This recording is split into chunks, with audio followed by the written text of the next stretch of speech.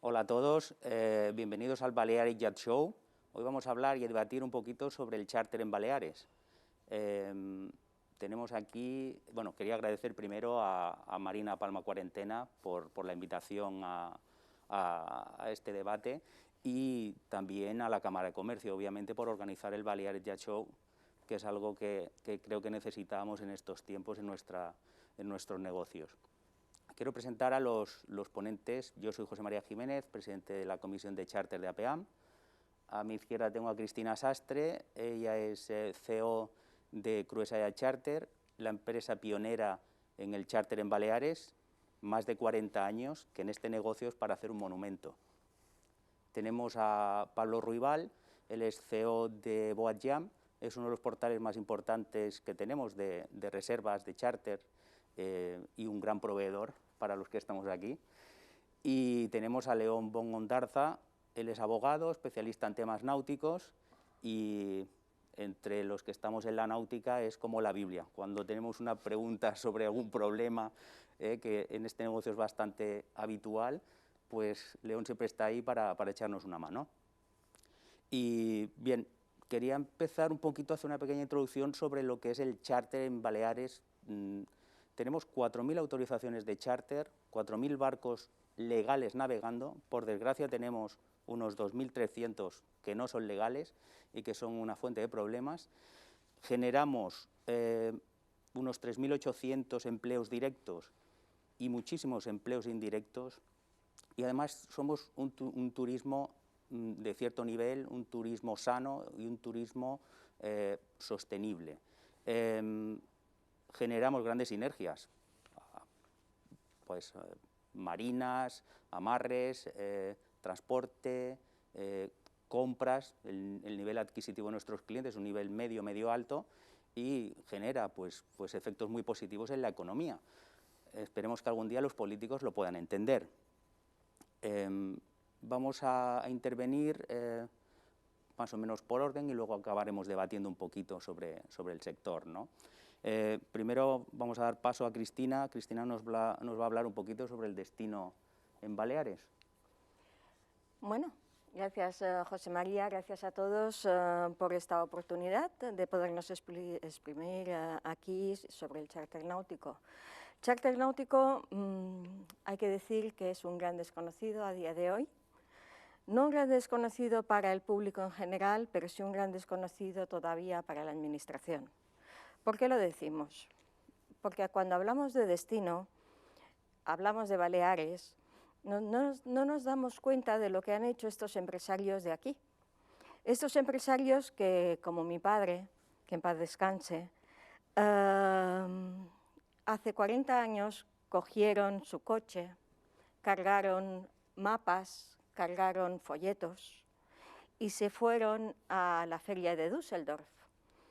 Con sus primeras compras, con sus primeros barquitos, se los pusieron a alquilar en Baleares.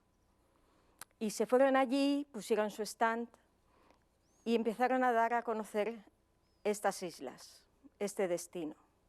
Ellos llevaban su material porque había un Tour España en aquella época que solamente tenía folletos de castañuelas, de toros, de vinos, pero de náutica no había nada. Y la gente, los alemanes que iban allí, visitaban el stand de Tour España, preguntaban por marinas, preguntaban por barcos y no veían nada. Entonces todos iban al stand de mi padre a buscar y ver el mapa y ver los planos y ver los barcos y buscaban información del destino. Al poco lo fuimos acompañando mis hermanas y yo, y poco a poco fuimos haciendo con otros empresarios el destino náutico. Una región que está compitiendo a día de hoy con países. No nos damos cuenta de lo que decimos hasta que, francamente, no nos damos cuenta que estamos compitiendo Baleares, unas islas, están compitiendo con Croacia, cuyo turismo es eminentemente náutico, con un apoyo de todo su gobierno hacia la náutica, donde este país, Croacia, está en todos los foros internacionales de turismo, con sus catálogos náuticos, con todo el esfuerzo que ello merece, con Grecia, otro país con un turismo náutico muy fuerte, con Turquía. Turquía no es de la Comunidad Económica Europea, es así, pero sí Turquía sí se ha dado cuenta que el charter náutico es turismo y lo tiene catalogado como turismo, cosa que aquí aún somos transporte. Aún tenemos el 21% de IVA. Aún no somos considerados una actividad turística. Y aún estamos penalizados y somos el único producto económico que aún tiene que buscarse un sitio en los puertos, que aún tiene que pagar los amarres a precio de lujo, que aún tiene que buscarse la vida porque no sabe si el año que viene tendrá amarres y a qué precio. Esta es la realidad del charter náutico. Un destino como Mallorca, como Ibiza, como Menorca, como Formentera, un destino que se ha hecho a sí mismo, gracias a la fuerza de unos empresarios que han sido y son muy valientes, que a día de hoy han hecho de Baleares un destino que compite con países. Y lo vuelvo a decir, muy orgullosa de ello, de todos mis compañeros, porque estos empresarios tienen una actividad muy dura, toda la semana, no duermen, el teléfono siempre suena.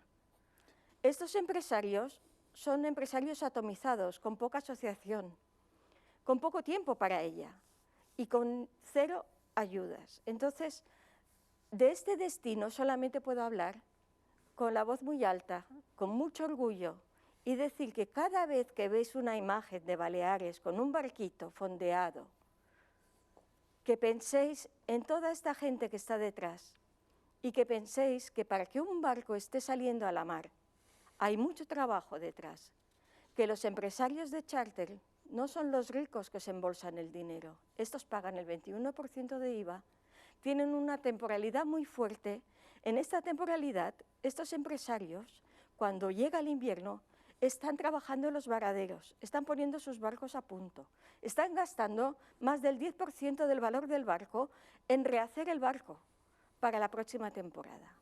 Estos empresarios se merecen un tratamiento muy diferente al que la Administración le ha dado hasta este momento. Estos empresarios se merecen, al igual que los hoteleros, el 10% de IVA, la temporalidad reconocida, se merecen todo esto, porque este destino de las Islas Baleares es un destino náutico, es un destino turístico náutico. El cliente que viene a Baleares no tan siquiera viene a coger un barquito, también este cliente sigue una semana más o una semana antes, ha cogido un hotel. No nos tenemos que engañar, no es un cliente solamente de barco, es un cliente que también va a sus hoteles. Los hoteleros no nos tienen que mirar con malos ojos. Los hoteleros tienen que entender que detrás de un cliente náutico tienen un cliente potencial bueno, un buen cliente. Y que además, cada vez que han intentado ellos mismos hacer el mismo producto que nosotros, han fracasado, porque es mucho trabajo llevar un barco. Cada vez lo han intentado, cada vez han creído que era la panacea, pero a cada vez les ha ido mal. Porque detrás de esto hay que ser loco, hay que ser un loco para estar trabajando en este negocio, como dice bien José María. Y yo no me quiero extender mucho más, simplemente quiero decir que creo que después de 40 años el charter náutico ya no es algo nuevo. Para la Administración ya debería ser algo importante, algo que tratar con sumo cuidado, porque nunca estuvo más en peligro el charter náutico que ahora. El COVID nos ha hecho daño, mucho daño, y a algunos les ha pegado realmente a la línea de flotación. Por lo tanto, si algo quieren hacer por nosotros es ahora. Eso es todo. No dejo paso a mis compañeros. Gracias, Cristina. Perfecto. Bueno, Pablo, háblanos un poquito de tendencias, necesidades. Bueno, tú eres un especialista en comercialización. Totalmente. Entonces, de aquí sabes más que nosotros. Bueno, Cristina también ha andado mucho por ahí. Bueno, yo primero agradeceros que la invitación y poder participar en un momento, como decía Cristina, que yo creo que es clave para que entre todos repensemos qué cosas han funcionado y qué cosas no, y cómo podemos mejorarlas, ¿no?, entre todos y, por supuesto, con la ayuda de la Administración. Nosotros trabajamos con clientes internacionales también, trabajamos con cliente español que navega en otros destinos que comentaba Cristina antes también, entonces puedo, creo que, dar algunas pinceladas un poco de Baleares dentro del destino mediterráneo, ¿no? Y sí tengo que decir que lo que comentaba Cristina, yo creo que en Baleares el sector náutico es imprescindible. Y cualquier usuario que nos esté escuchando, cualquier oyente, puede entender que uno no puede viajar a Baleares sin participar de la náutica, ¿no? Al final es uno de sus valores añadidos, por no decir el valor añadido más importante. Pero que nosotros tenemos estudiado, trabajamos con mucho cliente extranjero, cliente que incluso procede de Sudamérica, de Estados Unidos, lo que comentaba Cristina antes, que el cliente no solo viene a navegar, sino que viene a navegar, viene a cenar en los puertos, viene luego a conocer la isla, viene a complementar ese turismo de mar y de tierra, ¿no?, que en Baleares es tan importante. Tenemos un valor cultural, un valor de patrimonio y un atractivo a nivel de servicios, no solo a nivel náutico, sino también desde tierra, que hace que Baleares a día de hoy siga siendo único en cuanto a servicio, ¿no? Y eso es algo que destinos como Croacia, como Grecia, como Turquía, a nivel natural cuentan con un atractivo importante, pero sí es verdad que a nivel de servicios no cuentan con los servicios que tiene Baleares, a nivel de restauración, a nivel de hotelería, a nivel de patrimonio simplemente, ¿no? Y creemos que esto hay que ponerlo más en valor. Y es cierto lo que comenta Cristina, que las restricciones que tenemos en Baleares, por lo que nos contáis vosotros, ¿no?, que al final sois nuestros colaboradores principales aquí en las islas, las restricciones que hay en cuanto a los precios de amarre, en cuanto a fiscalidad, etcétera, están convirtiendo a Baleares en un destino que a nivel de precio le cuesta ser competitivo. Y al final el turista extranjero valora todo lo que comentaba anteriormente, pero por supuesto la variable del precio también es importante, ¿no? Y cuando aquí vemos que estamos un poco atados a unos niveles de precios determinados por los amarres, determinados por la fiscalidad, etcétera, pues vemos que el cliente a veces toma la decisión de decir, oye, me encantaría ir a Baleares, ya he estado el año pasado, pero este año voy a mirar otra opción porque el ahorro es significativo, ¿no? De cualquier manera, a nivel de sector, yo creo que estamos ante una oportunidad única. Tenemos una suerte, yo creo que el hecho de que todo el asunto del COVID y que el sector náutico sea, bueno, a nivel de distanciamiento social sea óptimo, y esto lo hemos experimentado este verano, por desgracia tarde, pero bueno, en junio o julio, cuando hubo esa desescalada, pues lo hemos notado mucho. Yo creo que nos da una fuerza para poder continuar y para continuar incluso con más fuerza que antes, ¿no? Y luego a nivel de sostenibilidad, es decir, creo que lo comentaba también Cristina, no sé si eras tú, José María, el turismo náutico es un turismo muy sostenible, es un turismo muy enriquecedor, el perfil del cliente es un perfil, no es un turismo de masas, es un turismo que le gusta la naturaleza, que le gusta apreciar los rincones de la costa, son familias en su mayoría, es decir, bueno, pues yo creo que hablamos muchas veces de que queremos potenciar otro tipo de turismo y el turismo náutico lo lleva haciendo desde hace muchos años, ¿no? Es cuestión de darle ese empujón. Y sí observamos también que esto es algo que veníamos, nosotros cuando empezamos con este proyecto hace 5 años creíamos que iba a tirar hacia aquí el sector, es que los clientes están demandando más flexibilidad, ¿vale? Al final las reservas cada vez son más a última hora, el cliente cada vez quiere ciertas garantías de poder cambiar de planes en un periodo de tiempo. Bueno, lo que los hoteles llevan haciendo tiempo, pues vemos que el cliente cada vez lo demanda más en la náutica. Todavía es verdad que es pronto para saber si esto viene para quedarse o no, ¿no? Pero también conocemos, porque lo primero que hacemos es hablar con vosotros, con nuestros colaboradores, cuáles son las limitaciones para dar más flexibilidad al usuario y animarle a reservar en estos momentos, pues sabemos que tenéis esas limitaciones que comentamos antes, ¿no? Y entonces yo creo que todo es una rueda, que si hay más facilidades para el empresario, para el armador, para el proveedor del servicio, pueda haber más facilidades para el usuario, y al final esto es una carrera en la que si otros destinos se adelantan en cuanto a facilidades de condiciones de reserva, pues van a tomarnos ventaja, ¿no? Y quien golpea primero creo que es importante y que debemos de estar atentos a estas tendencias. Y no me quiero extender más, si te parece. Gracias, Pablo. León, háblanos un poquito de la legislación, tú que eres un especialista, que es la parte dura y la parte peligrosa del negocio. A mí nunca me da miedo que se me hunda un barco porque me lo paga el seguro, pero miedo a las sanciones por un fondo irregular de algún cliente o algún problema que podamos tener, eso sí que a veces me preocupa. Yo, a ver, mi intervención hoy era, bueno, primero agradecer también mi presencia aquí a mis compañeros en sala, pero a Valeria Yacht Show, al moderador y la presentación que me ha hecho, que no soy merecedor de ella, pero bueno. Lo que quería hacer era, en mi intervención, dar 4 pinceladas de lo que es la actividad del charter náutico, que es de lo que estamos hablando.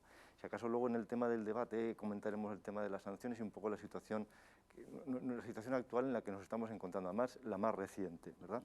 Entonces, me gustaría hablar de lo que es el charter, el arrendamiento náutico. Empezamos pues, como contrato, ¿qué es? ¿Cómo lo define nuestra ley de navegación marítima? Nuestra nueva ley, joven ley de navegación marítima, lo define como el contrato por el cual un arrendador, que es el empresario o la empresa náutica, cede a otra persona, que es el arrendatario, el cliente, a cambio de un precio y por un tiempo determinado, una embarcación con una finalidad exclusivamente de recreo deportiva. Eso es el contrato de charter.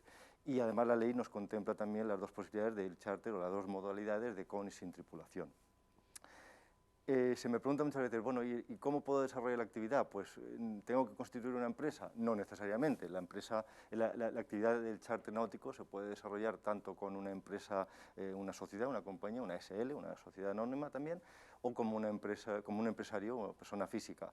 En ambos casos, 2 pinceladas, es importante tener en cuenta que tanto la sociedad como el empresario deben estar dados de alta en la agencia tributaria en lo que es el epígrafe de alquiler de embarcaciones, el epígrafe 855.2 para más datos, y sobre todo tener en cuenta que si se trata de una empresa la que hace la actividad, tiene que contemplar dentro de su objeto social el alquiler de embarcaciones. Es importante a la hora de luego obtener esas licencias o declaraciones responsables.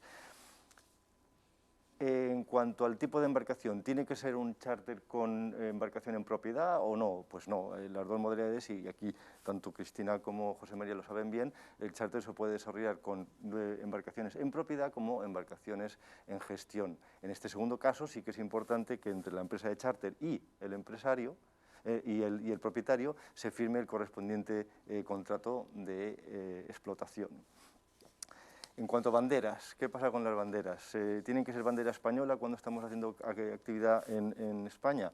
Pues no, la actividad del charter está liberada y por tanto cualquier bandera de la Unión Europea puede venir aquí a hacer la actividad del charter. E incluso los barcos no comunitarios también podrían hacer charter en Baleares en las mismas condiciones, simplemente que han de cumplir además 2 requisitos, que son también bastante reciente esto, que es por superar la eslora de 14 metros y encima tener esa exclusividad respecto al resto de embarcaciones. Eso significa que un barco no comunitario podrá venir aquí siempre y cuando no haya otros barcos de bandera de la Unión Europea que ofrezcan el mismo servicio y que tengan las mismas características, cosa que es requisito bastante difícil. Sí.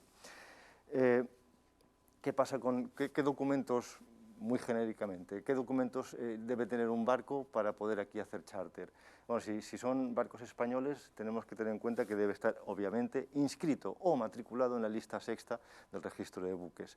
Una vez ya está el barco registrado, deberá presentar en la Dirección de Transporte Marítimo del Gobierno Balear lo que es la declaración responsable de alquiler, y a continuación en Capitanía, a través de la sede electrónica, porque ahora ya todo es a través de la sede electrónica, o casi todo, debe presentar, por un lado, la declaración de arrendamiento en el supuesto de la actividad de alquiler sin tripulación, y si es alquiler con tripulación, además en la Capitanía Marítima debe solicitar el enrole de la tripulación o del patrón, junto con el despacho o autorización de salida, también a través de la sede, y es el despacho o la autorización que expedirá luego la Capitanía Marítima.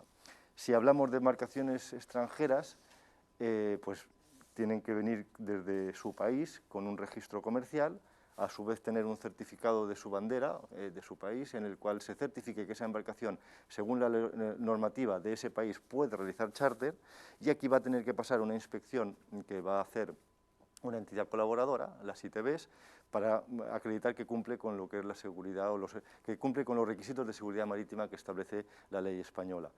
Una vez reúne esta documentación, tiene que cumplir con lo mismo que hacen las embarcaciones españolas, es decir, solicitar o presentar la declaración responsable de alquiler a la Dirección de Transporte del Gobierno Balear, y en Capitanía, independientemente de qué tipo de modalidad de charter sea, va a ser necesario que pidan o presenten la declaración de arrendamiento y solicitar despacho o autorización de salida. Ya para ir terminando, dos pinceladas más. Seguros y tripulación. En cuanto a los seguros, pues, ¿qué seguro es el obligatorio para un barco de charter? Pues el seguro de responsabilidad civil, el que está regulado por el Real Decreto 607/99, y el seguro de ocupantes, que no debemos confundir, que a veces se confunde con el seguro obligatorio de viajeros. No, no es lo mismo. Lo que se exige es que el seguro de ocupantes contemple unas indemnizaciones en caso de fallecimiento y de invalidez con unas cuantías iguales o superiores a las que sí contempla el seguro obligatorio de viajeros. Y como decía, para ya terminar, la tripulación, que si se trata de la modalidad de charter con tripulación, el patrón tiene que estar contratado, obviamente tiene que tener un título profesional y tiene que estar contratado y, como he dicho antes, enrolado en la embarcación. Para ello va a ser necesario que o bien sea trabajador empleado en nómina con la empresa de charter, o bien, si es autónomo, tenga un contrato con la empresa de charter de prestación de servicios. Y esto, con esto yo quería contar un poco en general lo que es la actividad de charter en Baleares, ¿verdad? Porque si quiero repetir una frase muy importante, que es la con la que yo me quedo de Cristina, que es que Baleares es verdad que compite con países en el charter. Y precisamente Baleares como destino nos ha obligado a tener muy claro qué es esta actividad. Y además ir por delante en cuanto a la legislación se refiere en ocasiones, puesto que de aquí han salido la regulación que posteriormente es la que nos están aplicando. No quería contar nada más sin extenderme. Gracias, José María. Muchas gracias, León. Bueno, como pueden ver todos nuestros oyentes, escuchar, no es fácil hacer charter en Baleares. Creo que nos ha quedado claro a todos. Competimos con países, con monstruos. Entonces, bueno, vamos a hablar un poquito de ¿cómo veis? ¿Cómo se posiciona Baleares con respecto a nuestros mercados competitivos, ¿no? Quizás, Pablo, tú que tienes la agencia, y Cristina también por sus viajes a todos los salones náuticos internacionales. Yo quería hacer un pequeño inciso que León creo que ha obviado, que es el impuesto de matriculación. Sí. Creo que es un gran escollo, y es un gran escollo Cierto. para los barcos de bandera española, más que para los barcos de bandera extranjera a día de hoy. Y entonces creo que también es importante que el impuesto de matriculación se tenga en cuenta cuando se habla de la legislación española, porque los barcos de lista sexta sí que tienen que obtener la exención de este impuesto, pero lo puedes explicar mejor tú que yo, que para esto eres el especialista. Siempre tengo la duda, Sí. ¿vale? ¿Qué diferencia hay entre una empresa española que tiene unos socios? Estos socios no pueden navegar en el barco, porque el barco se va a dedicar exclusivamente al charter, ¿vale? Y sin embargo, si es un socio, aunque sea una sociedad española, es un socio no residente, por ejemplo, un señor que vive en Düsseldorf, puede navegar. Bueno, yo aquí tengo mi opinión, porque me estás hablando de un socio de una sociedad española. O no española, da igual. O sea, al final lo vemos todos, ¿no? Que hay barcos de charter con autorizaciones de charter y que en algunos casos va el armador, va el dueño. Pero este es el armador, en este caso sí, pero Pero yo también estoy de acuerdo con León que si es el socio no es el mismo caso. Hablo de extranjeros, ¿eh? No, pero si es el socio de la sociedad no es el mismo caso que si es el propietario de la embarcación extranjera. También estoy de acuerdo con ¿Cómo lo veis? A ver, el impuesto de matriculación, como breve introducción, el impuesto de matriculación, que es el impuesto especial sobre determinados medios de transporte, grava coches, barcos y aviones. Y no sabemos muy bien por qué, solo con los barcos es donde peor se regula. El caso es que como bien decía Cristina, un barco de charter de más de... No, ya no hay eslora límite, un barco de charter que supere los 8 metros de eslora, puesto que hasta los 8 metros está no sujeto, por encima de 8 metros tiene que, si se dedica al charter y no quiere pagar el impuesto de matriculación, tiene que solicitar la exención del impuesto. Esa exención se concede sin problema, solo que la ley pone el problema, que es obligar al propietario a no utilizar su propia embarcación hasta que hayan transcurrido 4 años desde que se matriculó. Recientemente la Marina Mercante nos ha dicho que pasado este tiempo ya se puede utilizar. Muy bien. Ya lo sabíamos, pero bienvenida esa noticia. Pero que ese, como decía Cristina, es un gran escollo. ¿Por qué? Porque hay mucha gente que desearía poder comprar un barco, desearía poder tenerlo en charter y a su vez disfrutarlo, porque es que no es incompatible. Los coches y los aviones lo permiten, pero en el caso de los barcos ahora está prohibido. De manera que o bien uno se olvida de la idea de comprar un barco y destinarlo a charter, o bien paga el impuesto de matriculación, que no lo había dicho, pero que es el 12% sobre la base imponible. Es decir, un barco nos cuesta el 33% más que en otros países, ¿vale? En cuanto a lo que comentabas de qué puede, no puede, quién no puede, es verdad que hace cosa de 6 años aproximadamente, o 7, la Dirección General de Tributos dictó una resolución o respondió a una consulta que se realizó a través de ANENI y AEGI, las asociaciones del sector, en la que se nos dice que cuando una persona no sea residente en España, residente fiscal en España, y tampoco tenga establecimiento en España, sí que puede hacer uso de su embarcación. Claro, ese esquema es difícil de entender, o no. Es decir, si el extranjero trae un barco y lo cede en explotación a una empresa ya constituida aquí, de la que él no forma parte, correcto, dejará el barco en explotación, el barco se destinará al charter y habrá X días que lo va a poder utilizar, pero como si lo fuera cualquier otro cliente, arrendándolo. Hasta aquí bien. Correcto, pero no tiene que pagar el impuesto de matriculación. Sin embargo, si esa persona que cede el barco a una empresa, como podemos ser nosotros, y es español o es residente, entonces tiene que liquidar el impuesto de matriculación. Si lo quiere utilizar. Correcto. Es decir, Es un agravio comparativo. Lo es. Para mí me parece gravísimo porque estamos siendo colonizados muchas veces por empresas extranjeras. Las que conozco, el 100% de las empresas tienen el 100% de los barcos en gestión. No son propietarios de ningún barco. Entonces nos encontramos ahí que las personas, las empresas que estamos haciendo, los empresarios que hacemos un gran esfuerzo, como ha sido Cristina y su familia, que se han dejado la vida en este negocio, pues no pueden captar inversores que quieran comprar un barco y dejarlo en explotación. Eso es algo que me parece increíble que la Administración no lo solucione, porque al final también dejan de recaudar. Sabemos cómo funciona la fiscalidad. Entonces el señor que está en Alemania y recibe unos dividendos, un rendimiento de un barco, tributa allí, no tributa aquí. Ahí tienes toda la razón. Y la solución al final, vamos a lo que ha dicho Cristina, la eliminación del impuesto. Creo que llevamos años y años detrás de eso, ¿eh? Pero es difícil conseguirlo, puesto que es muy poco amable cara al público en general eliminar un impuesto, ¿verdad? Que supuestamente es para los ricos. Error. Negativo. Es que volvemos a decir lo mismo. Es que hasta que no nos quiten este estigma de que entiendan que el charter náutico no es algo para millonarios, sino muy al contrario.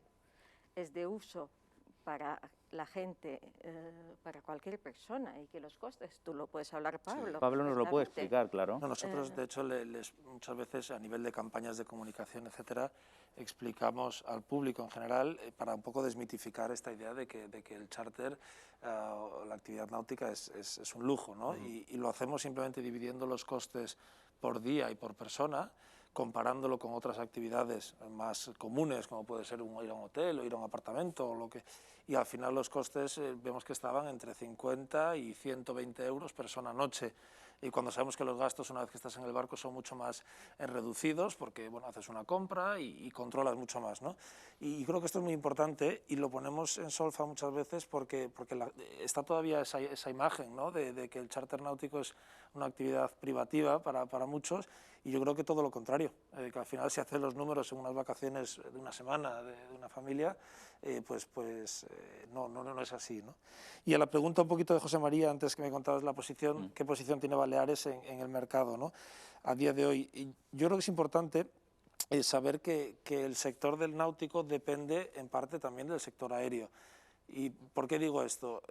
Yo muchas veces, hablando con amigos, con compañeros de otras industrias, de otros sectores, daban por hecho que el hecho de que el sector náutico, al permitir ese distanciamiento social, ya, que viene un poco en la naturaleza de la actividad, nos tenía que ir muy bien, ¿no?, con el COVID. Y yo les decía, oye, cuidado en estas creencias, porque los que navegan en España son españoles. Primero, los destinos principales están en islas, con lo cual hay que llegar en avión, hay un ferry también, pero y lo mismo pasa con otros destinos. Es decir, los principales destinos y los clientes cuando alquilan un barco, una gran mayoría de ellos pasan por un avión antes. Entonces, las conexiones aéreas son importantes.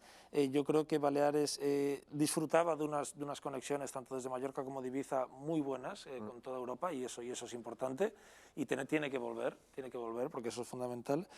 Y luego la marca, es decir, la marca Baleares, y nosotros que comercializamos en Turquía, en Grecia, en Italia, en Francia, la marca Baleares sigue siendo muy potente en la mente del consumidor a nivel internacional, y eso hay que cuidarlo mucho.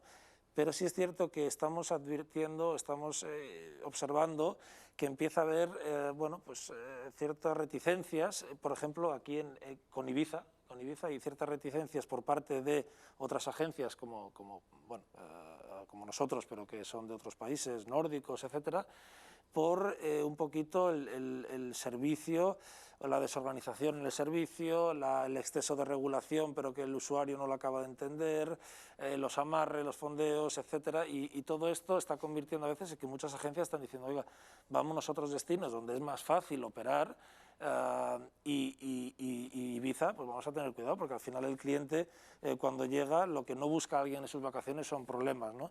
Y si hay un exceso normativo, si hay dificultades para embarcar, para desarrollar un poco la actividad náutica, pues el cliente al final no se va con la idea de volver, ¿no?, que al final es lo que quiere cualquier actividad. Y bueno, es un poco mi impresión, ¿no? No sé qué es. Sí, yo coincido contigo. Además, ahora están sacando una regulación de los fondeos que quieren convertir las islas, desgraciadamente, en zona azul, que digo yo, en una zona muy, muy limitada. Está el plan de la Reserva de Levante, que es un plan que lo hemos estudiado a fondo, vamos de la mano todos los sectores náuticos, las marinas, los navegantes de recreo, todo el mundo, y realmente tienes que leerlo 2 veces porque te quedas un poco asustado. Es decir, hay, por ejemplo, un Cala Mondragó, que es una cala muy bonita, por cierto, donde perdí una vez un barco, pero es una cala preciosa. Ahí podrá ir un barco de 12 metros, lista séptima o de un particular, y sin embargo no dejarán fondear a un barco de lista sexta. Parece ser que en la Consellería de Medio Ambiente no entienden que el ancla de un barco de 12 metros es el mismo ancla y puede hacer el mismo mal si va un particular como si va un cliente de charter, que al final también son seres humanos. O sea, no alquilamos a marcianos, son seres humanos y muchas veces residentes también. Pero vendrán los barcos de charter de otros destinos. Correcto. Que esto sí pasará. Porque estos colarán, porque los barcos españoles con el número 6 delante se identifican fácilmente. Pero ¿vale? nosotros no. Pero sin embargo, un barco bandera alemana, tú a simple vista tienes que pedir la documentación para ver si es un barco de charter o no. Entonces, aquí la desgracia es lo que tú decías, ¿no? O sea, tenemos lo que decía también León, ¿no? Tenemos una serie de limitaciones que tenemos que seguir luchando contra ellas. Al final somos un sector muy importante.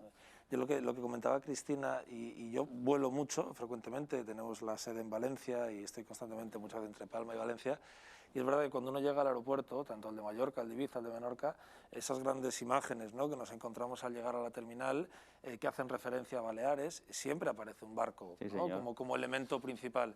Pero después eso no se traduce en promocionar, en promover un poco el crecimiento del sector en las islas, y muchas veces da la impresión de que tienen que venir de fuera a gente que realmente pone en valor, incluso aquí, a montar sus empresas, etcétera, ¿no? Y es porque seguimos un poco con esa idea de que no somos turismo. Exactamente, no somos turismo. El turismo náutico se habla, pero no existe.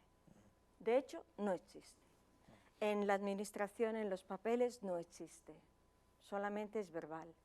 Este es el gran problema y este es el escollo que tenemos. Como decía Este Cristina. es el verdadero escollo que tenemos. Hablabais de los fondeos, hablábamos de todo esto, nadie sabe que los barcos de charter llevan tanques sépticos, por ejemplo. La mayoría de los barcos privados no los llevan, pero los barcos de charter sí los llevan. Nosotros procuramos, somos los más exigentes con nuestros barcos y con el medio ambiente, porque somos los primeros interesados, somos los primeros que aleccionamos a nuestros clientes con la Posidonia, con todo, desde nuestras oficinas. Somos los primeros que informamos. Totalmente. Nuestros clientes van más informados que el privado, que el que viene de Italia o de otro país a navegar a nuestras aguas, que están llenos. Pero ¿por qué tienen que penalizar siempre lo que les da dinero? Porque les damos dinero. Sí. El efecto multiplicador que tiene el charter náutico es enorme. Hay un interrogante que no tiene respuesta, el por qué nos penalizan, por qué penalizan al sector. Yo creo que es desconocimiento. Yo he tenido conversaciones en el Parlamento de Baleares con los diferentes grupos políticos y me cae el alma a los pies. Es que no he hablado con una persona que haya navegado, ni una sola persona, y he tenido muchas reuniones. Nadie entiende. A mí me han llegado a proponer que un partido político, que no vamos a entrar en polémica, ¿no?, que me decía, bueno, estamos en contra de las boyas, de los fondeos en boya y tal. Y dije, hombre, bien, rompo mi guión porque yo también estoy un poco en contra en según qué sitio, sobre todo si es sobre arena. Y me comentan que ellos quieren hacer una cartografía y hacer como unas plazas de aparcamiento virtuales. Entonces, claro, yo me pillé un disgusto importante y le pregunté qué experiencia náutica tenía esta persona, que en qué había trabajado. Me dijo que había sido profesor de primaria en una escoleta de Ibiza. Entonces me levanté de la reunión y me fui, porque yo no puedo discutir sobre fondeos con una persona que no tiene experiencia, que no ha navegado nunca, que no sabe de qué estamos hablando. Es que posiblemente lo más que ha hecho ha sido mojarse los pies en la playa. Entonces es muy difícil que esa persona tome medidas. El otro día en la Consellería de Medio Ambiente nos presentaban por SIBE un plan que tienen para regular un poquito la náutica en general y partían de una base que ellos mismos, que era contradictoria, ¿no? Decían, bueno, el 80% de los barcos que hay en Baleares son de menos de 8 metros. Y en el estudio, para ver la ocupación del espacio en playas y calas, el barco más pequeño que habían puesto era de 15 metros. Entonces, ¿de qué estamos hablando? Si estamos empezando a hacer un estudio, estamos empezando ya con una base errónea. Entonces es muy difícil, ¿eh? Ahí, José María, yo tengo un apunte y cualquiera seguro que se imagina el mapa de Europa puede ver los kilómetros de costa que tiene Croacia, por ejemplo, que comentábamos, o que tienen las islas griegas, que son, no sé, 3.000-4.000 islas, ¿no?, navegables. Sí, sí. Entonces, Baleares es el 80% del charter, no sé, vosotros lo sabréis mejor, pero a nivel estatal, o sea, sí, señor, el 80%. Y a nivel de kilómetros de costa, tiene muchos menos kilómetros de costa que esos países con los que competimos, Grecia, Croacia, etc. O sea, es un valor natural que no podemos luchar contra él. Si además de tener menos kilómetros de costa, los tenemos con un nivel de restricciones mucho más alto, al final le quitamos el valor añadido y el cliente que navega, tanto el que navega con conocimientos y con formación como el que navega con patrón, lo que le gusta es esa parte, es un turismo que tiene esa parte de aventura, que tiene esa parte de explorar, de llegar a unos rincones donde desde tierra a veces es más difícil. Y yo creo que aquí tenemos que ir de la mano todos y es promocionar el destino, es darle facilidades al cliente, que tiene que haber restricciones, obviamente, que tiene que haber un control, está claro, pero que ese control sea lógico, que tenga sentido común y que sea fácil de entender para los usuarios. Y que no esté en contra de la lógica del mar, porque ningún daño hace el fondeo sobre arena, no lo ha hecho nunca, no lo va a hacer ahora. Es totalmente ilógico que alguien pueda pensar eso. A día de hoy, ya poner más trabas al mar, lo que tendríamos que hacer es todo lo contrario, es enseñar a los niños el mar.